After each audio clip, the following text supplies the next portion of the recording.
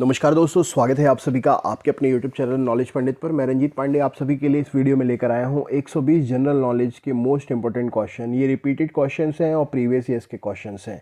इन प्रश्नों को आप अच्छे से याद कर लीजिए क्योंकि इनमें से ज़्यादा से ज़्यादा क्वेश्चंस चांस हैं आपके आने वाली परीक्षाओं में आपको सीधे सीधे देखने को मिलेंगे। चलिए शुरू करते हैं। तो सबसे पहला प्रश्न है, भारत में द्वैध शासन की प्रणाली किस वर्ष शुरू की गई थी?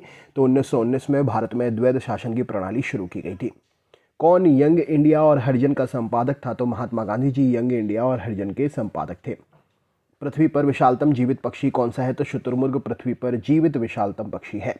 रिहंद बांध परियोजना किन राज्यों को सिंचाई प्रदान करती है? तो रिहंद बांध परियोजना से उत्तर प्रदेश और बिहार राज्य को सिंचाई प्राप्त होती है। भारत में समस्त अंतरिक्षयान प्रचालन का मर्म केंद्र MCF मास्टर कंट्रोल फैसिलिटी का मुख्यालय कहाँ पर है? तो ये हासन जो कि कर्नाटक में होता है। भारत में सबसे लंबी सिंचाई नहर कौन सी है? तो इंदिरा गांधी नहर भारत में सबसे लंबी सिंचाई नहर है। मोनोजाइट बालू में कौन सा खनिज पाया जाता है? तो थोरियम नामक खनिज मोनोजाइट बालू में पाया जाता है। किस पादप को शाकीय भारतीय डॉक्टर भी कहते हैं? तो आंवला पादप है जो शाकीय भारतीय डॉक्टर कहलाता है। मानव का रुधिर pH कितना होना चाहिए? तो मानव का रुधिर pH जो है यह 7.4 होना चाहिए। शरीर में सबसे बड़ी अंतःस्रावी ग्रंथि कौन सी है? तो अवटु ग्रंथि, जिसे हम थायराइड ग्रंथि के नाम से जानते हैं, शरीर में सबसे बड़ी अंतःस्रावी ग्रंथि है। संसार का विशालतम स्तनधारी कौन सा है? तो नीली व्हेल संसार का विशालतम स्तनधारी है। प्रसिद्ध नारा गरीबी हटाओ किस पंचवर्षीय योजना के दौरान दिया गया था? तो यह चौथी पंचवर्षीय योजना जो कि 1969 से 1974 के बीच में चली थी। भारत में प्रच्छन्न बेरोजगारी सामान्यतः किस क्षेत्र में दिखाई देती है? तो कृषि के क्षेत्र में भारत में प्रच्छन्न बेरोजगारी मतलब छिपी हुई बेरोजगारी दिखाई देती है। यदि सूरत में बनी वस्तुएं मुंबई या दिल्ली में बेची जाएं तो कौन सा व्यापार कहलाएगा? तो इसे हम आंतरिक व्यापार के नाम से जानेंगे। जिस विदेशी मुद्रा में शीघ्र देशांतरण की प्रवृत्ति होती है उसे हम क्या कहते हैं? तो उसे हम सुलभ मुद्रा कहते हैं, जो आराम से चेंज हो सकती है। जो वस्तुएं दुर्लभ हों और उनकी आपूर्ति सीमित हो उन्हें क्या कहते हैं? तो वह आर्थिक वस्तुएं कहलाती हैं। होम रूल लीग किसने शुरू की थी? तो बाल गंगाधर तिलक जी ने होम रूल लीग शुरू की थी। पल्लवों की राजधानी का नाम क्या था? तो कांची पल्लवों की राजधानी थी। नूरजहां का मूल नाम क्या था? तो मेहरुन्निसा नूरजहां का मूल नाम था। 1905 में बंगाल प्रांत को 2 भागों में बांटा था। किसने? तो लॉर्ड कर्जन ने 2 भागों में बांटा था। उपभोक्ता दिवस कब मनाया जाता है? तो 15 मार्च को उपभोक्ता दिवस मनाया जाता है। फासिज्म किस में विश्वास रखता है? तो फासिज्म बल में विश्वास रखता है। भारत सरकार के बजट आंकड़ों के कुल व्यय और कुल प्राप्तियों के बीच के अंतर को क्या कहते हैं? तो इसे हम राजकोषीय घाटा कहते हैं। पुस्तक कामायनी के रचयिता कौन है? तो जयशंकर प्रसाद पुस्तक कामायनी के रचयिता हैं। भारत में राष्ट्रीय आय का आकलन करने के लिए कौन सी सरकारी एजेंसी उत्तरदायी है? तो केंद्रीय सांख्यिकी संगठन उत्तरदायी है। भारतीय राष्ट्रीय कांग्रेस का प्रथम मुस्लिम अध्यक्ष कौन था? तो बदरुद्दीन तैयब जी भारतीय राष्ट्रीय कांग्रेस के प्रथम मुस्लिम अध्यक्ष थे। समुद्र के जल में लवण की औसत मात्रा कितनी होती है? तो 3.5% होती है। ब्लड ग्रुप की खोज किसने की थी? तो लैंडस्टीनर ने ब्लड ग्रुप की खोज की थी। अहिंसा का चरम स्वरूप किस धर्म में सर्वाधिक पालन किया जाता है? तो जैन धर्म में अहिंसा का चरम स्वरूप पालन किया जाता है। हिंदू कानून किसकी देन है? तो मनु की, महाराजा मनु राइट आंसर हो जाएगा। चंद्रगुप्त मौर्य ने अपनी जिंदगी के आखिरी दिन किस स्थान पर गुजारे थे? तो इन्होंने यह आखिरी दिन श्रवणबेलगोला में गुजारे थे। मुगल काल में न्यायालयों में किस भाषा का प्रयोग किया जाता था? तो न्यायालय में पर्शियन भाषा का प्रयोग होता था। 1605 में डचों ने सबसे पहले भारत में जहां अपना अधिकार जमाया वह कौन सा स्थान था? तो वह मछलीपट्टनम था। महात्मा गांधी ने किस साप्ताहिक अंग्रेजी अखबार का संपादन किया? तो उन्होंने यंग इंडिया साप्ताहिक अंग्रेजी अखबार का संपादन किया। भारत में सर्वाधिक समय तक मुख्यमंत्री बने रहने वाले व्यक्ति कौन हैं? तो सर्वाधिक समय तक मुख्यमंत्री बने रहने वाले व्यक्ति ज्योति बसु हैं। जिप्सियों का मूल निवास स्थान क्या है? तो मिस्र जिप्सियों का मूल स्थान निवास है। भारत में सबसे गहरी खान कहाँ स्थित है? तो कोलार में भारत में सबसे गहरी खान स्थित है। इस समय भारत में सर्वाधिक मात्रा में पाया जाने वाला खनिज पदार्थ कौन सा है? तो कोयला प्रश्न का सही उत्तर हो जाएगा। कोंकण रेलवे लाइन की लंबाई कितने किलोमीटर की है? तो 760 किलोमीटर की है। वी द पीपल नामक प्रसिद्ध किताब किसने लिखी है? तो नाना पालकीवाला ने यह प्रसिद्ध किताब लिखी है। मिस किम कैम्पेबल किस देश की प्रथम महिला प्रधानमंत्री हैं? तो यह कनाडा देश की पहली महिला प्रधानमंत्री हैं। अनसॉलिसिटेड ईमेल किसे कहा जाता है? तो अनसॉलिसिटेड ईमेल स्पैम ईमेल के नाम से भी जाना जाता है। प्रेजेंटेशन स्लाइड्स को तैयार करने के लिए कौन सा एप्लीकेशन प्रयोग करते हैं? तो हम पावर पॉइंट एप्लीकेशन प्रयोग करते हैं। युआन कहाँ की मुद्रा है? तो युआन जो है वह चीन की मुद्रा है। सामान्यतः बैंक सावधि जमा अधिकतम कितनी अवधि के लिए स्वीकार करते हैं? तो यह 10 वर्ष के लिए स्वीकार करते हैं। बैंकिंग परिचालन में हम बहुत बार CBS शब्द पढ़ते हैं। CBS में C का मतलब क्या है? तो कोर बैंकिंग सेक्टर। कोर प्रश्न का सही उत्तर हो जाएगा। सेबी किस तरह की संस्था है? तो सेबी एक संवैधानिक संस्था है। रबी मौसम किन महीनों के बीच के माना जाता है? तो अक्टूबर से मार्च के बीच के मौसम को रबी मौसम यानी कि रबी की फसलों का मौसम माना जाता है। भारत में जनगणना कितने वर्ष के अंतराल पर होती है? तो 10 वर्ष के अंतराल पर भारत में जनगणना होती है। RBI अधिसूचना के अनुसार 29 जून 2011 से कौन से सिक्के बंद हो गए थे? तो 25 पैसे के सिक्के बंद हो गए थे। अकल पे के नाम से प्रसिद्ध अनंत पे ने किस कॉमिक श्रृंखला की रचना की थी? तो इन्होंने अमर चित्रकथा की रचना की थी। एल्यूमिनियम का प्रमुख अयस्क कौन सा है? तो बॉक्साइड एल्यूमिनियम का प्रमुख अयस्क है। जनगणना 2011 के अनुसार प्रति 1000 पुरुषों पर महिलाओं की संख्या कितनी थी? तो 940 महिलाएं थीं। गांधी जी के प्रिय भजन वैष्णव जन तो तेते कहिए के रचयिता कौन है? तो नरसिंह मेहता ने वैष्णव जन तो तेने कहिए के रचयिता है। स्वेज नहर किन सागरों को जोड़ती है? तो भूमध्य सागर और लाल सागर को स्वेज नहर जोड़ती है। किस बीमारी में रक्त शर्करा का स्तर बढ़ जाता है? तो डायबिटीज़ मेलिटस में रक्त शर्करा का मात्रा बढ़ जाती है। किसी पेड़ की लगभग सही आयु गिनकर ज्ञात की जा सकती है? तो उसमें उपस्थित वलयों को गिनकर हम उसकी सही आयु ज्ञात कर सकते हैं। भारत के किस राज्य की जनसंख्या सर्वाधिक है? तो उत्तर प्रदेश राज्य की जनसंख्या सर्वाधिक है।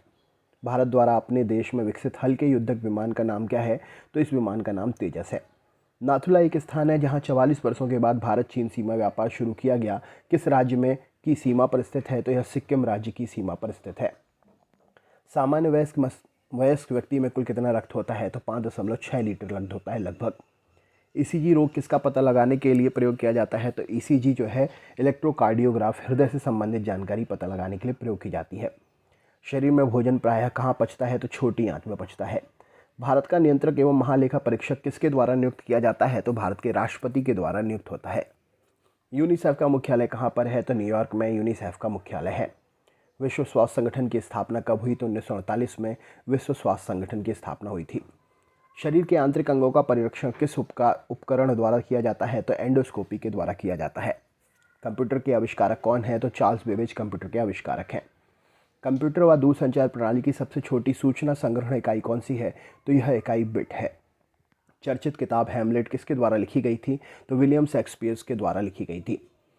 प्रथम एशियाई खेल कहाँ पर आयोजित किए गए थे? तो भारत में आयोजित हुए थे। उबेर कप का संबंध किस खेल से है? तो विश्व बैडमिंटन यानी कि महिलाओं का बैडमिंटन चैंपियनशिप जो है उबेर कप के नाम से जाना जाता है।